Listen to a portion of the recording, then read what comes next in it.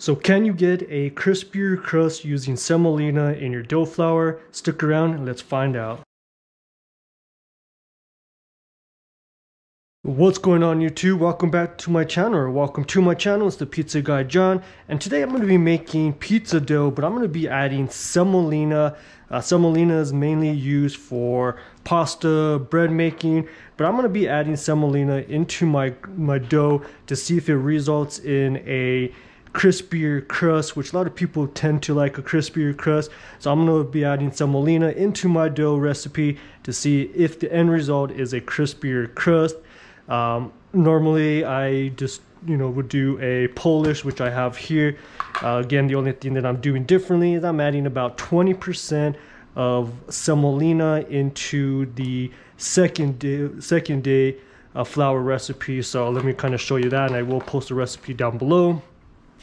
So the second day part of the recipe asks for 585 grams of flour, which is 00 flour. But what I'm going to be doing, I'm going to be adding 20% of that of semolina into the recipe. So it's going to be about 117 grams of semolina and 468 grams of flour, which again is the 585 total flour for the second day recipe. So let's go ahead and do that. Again, this is a 50% Polish recipe at 70% hydration. So normally 70% hydration results in crispier crust, but we're going to see if it's crispier with some of the semolina. So as you can see here, the Polish is ready to go, super bubbly. Like I said, I will post the recipe below and how I got to this point. So let's go ahead and let's add this Polish into here. And that already smells really, really good. And sometimes people add in some oil into your dough, and that could kind of give off a little bit more crispy. But I'm going to be trying semolina. And again, let's see if it also changes the texture of the dough, flavor profile, and all that. So we're going to go ahead and get that added in there. And then I'm going to also just add, again, 117 grams of the semolina. And again, semolina is basically just a wheat flour that's really coarse. So we're just going to kind of get that. You can see the color already is different too as well. It's more of like a yellowish color. Get the sleeve rolled up. And comment down below, again, if you've tried anything to do with the semolina in your flour. Again, it's going to be used in more pastas, more breads. So we're going to kind of just get that mixed. And here I have 27 grams of salt, and then again this is 315 grams of water. I'm going to go ahead and just mix all this up, and then we'll be back shortly. Alright, so I've been eating this now for a couple minutes, and right off the bat, a couple of noticeable things that I am noticing about the dough is one, the color is a little bit different. It's almost kind of like an off-white, almost more a little bit tannish. And again, that's probably most likely from the semolina. I do get like a different aroma from it, so I'm getting more of a wheat smell to it. Which would be also probably coming from the semolina, which again is a wheat flour. So alright, so I'm gonna go ahead and let this rest now for a couple minutes, maybe 10-15 minutes, kind of let everything come together, and we'll need it a little bit more for a little bit longer to get in more of that smooth texture that we're looking for. So we'll be back.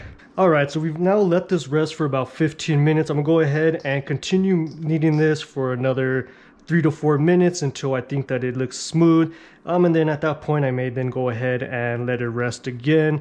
So come back here shortly. Alright, so I've kneaded this now for about 2 minutes. As you can see, it's coming together now, starting to look a lot more smoother.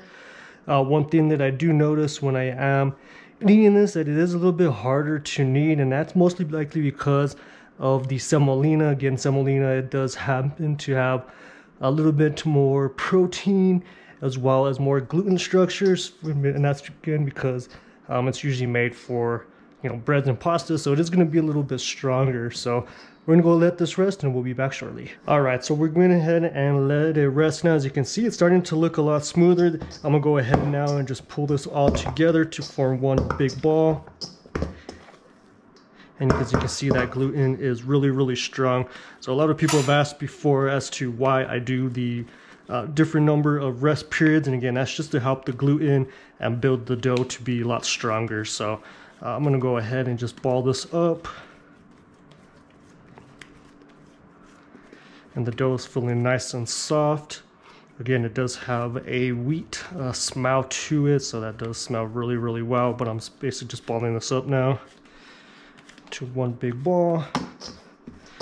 And we're going to go ahead and let this sit one last time for 15 minutes, and then we'll go ahead and let it sit for an hour before we ball it up. So we'll be back. All right, so we've now rested this for 15 minutes. As we can see, the gluten is really, really strong. It's not ripping.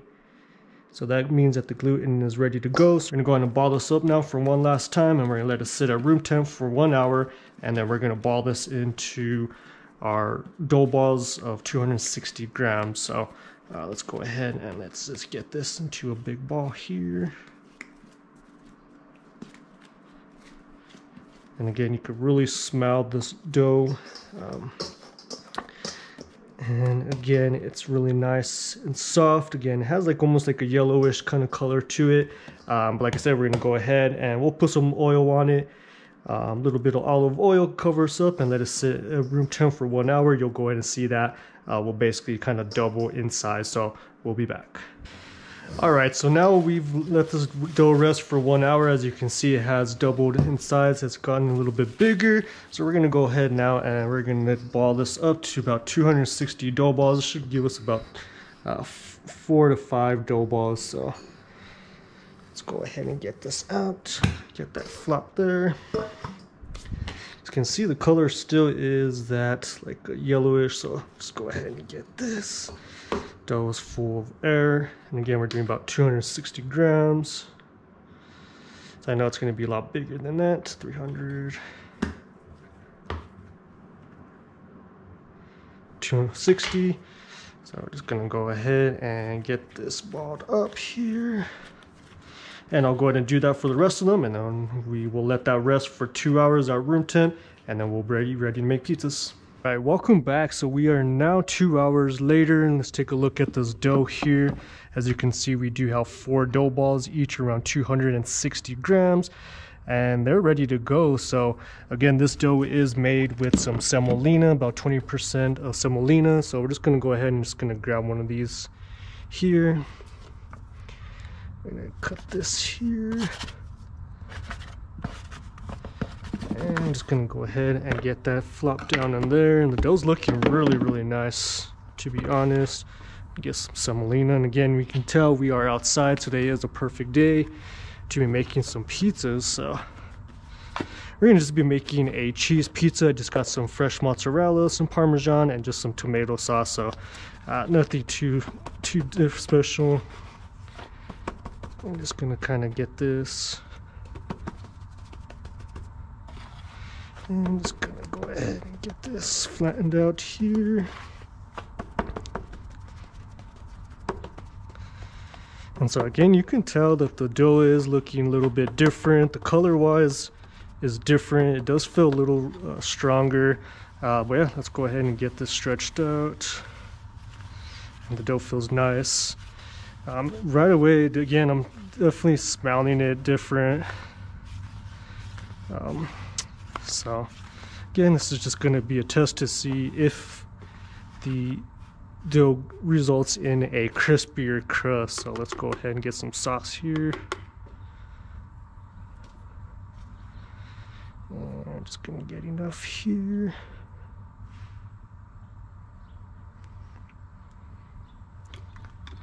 Some Parmesan that I freshly grated.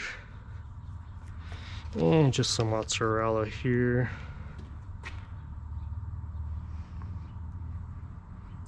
Give me enough. All right. And I'm just gonna go down on our pill here.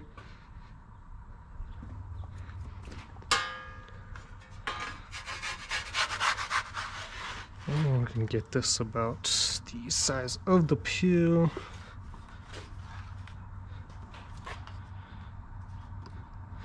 Get a couple more pieces of cheese. All right. And get this going.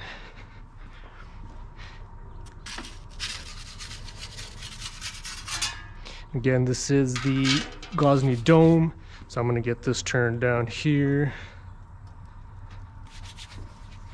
And we're going to watch and see how that rises.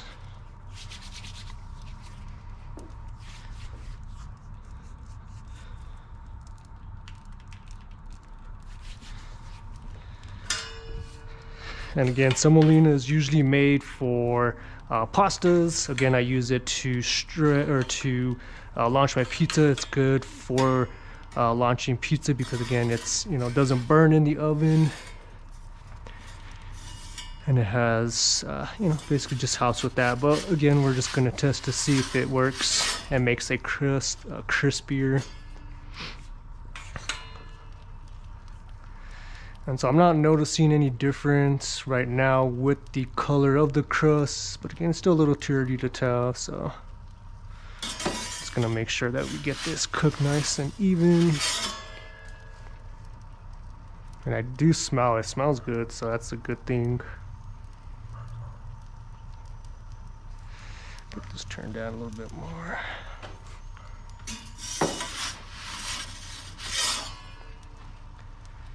This is kind of like a low and slow cook too.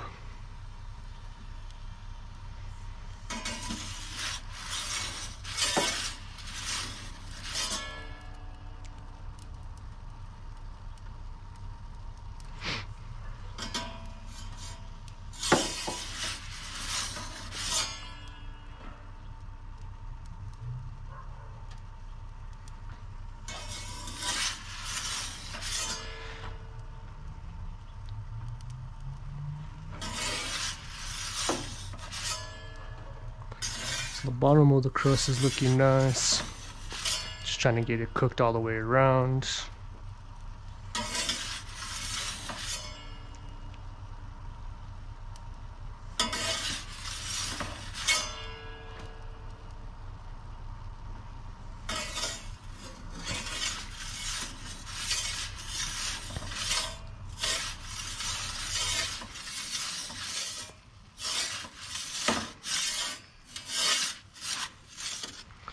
Alright, so just like that, it looks pretty good. Let's go ahead and get this inside onto our cooling rack now, and let's take a look and see how well this is cooked, and again, if it's crispier. So we got that on the cooling rack there.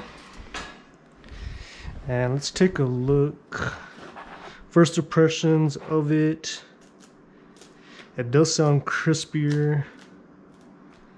Let's see what the bottom looks like here. Nice cooked bottom. So definitely a lot crispier.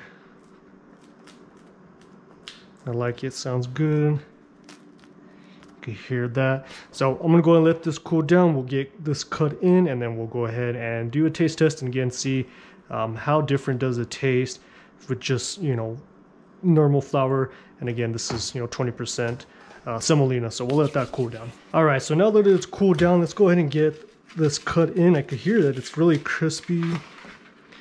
Let's see if we could get some of this crust. You could definitely hear the crispiness of it. So let's take a look at this crust here. As you can see, definitely a big air pocket there, but let's take a bite of this crust and see.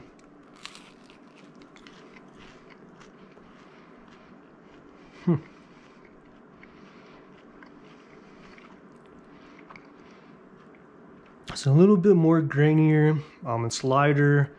Like I said, it's crispy and you definitely taste it. You could definitely taste some of the wheat in there from that semolina. So honestly, I think using semolina in your flour dough, 20%, you could up it to even more.